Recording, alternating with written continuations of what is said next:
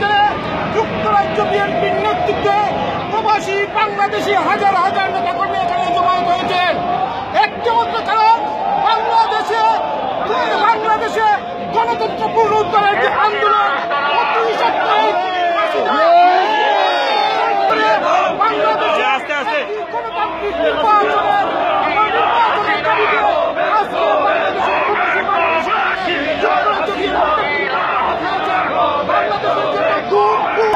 আজকে এখানে হাজার হাজার নেতাকর্মী উপস্থিত হয়েছে। আজকে যুক্তরাজ্য বিএনপি এবং আমাদের দুটো নেতৃবৃন্দ উপস্থিত হয়েছেন। আজকে কমিউনিটির নেতৃবৃন্দ উপস্থিত। আমাদের সবার একটা দাবি, এই খুনি হাসিনা, অবৈধ এই মুনাফিক হাসিনার আমরা রেজিগনেশন ডিমান্ড করছি। অচিরে বাংলাদেশে মানবাধিকার স্টাবলিশ এবং বাংলাদেশে এই নতুন নির্বাচনের তত্ত্বাবধায়ক সরকারের দাবি জানাচ্ছি।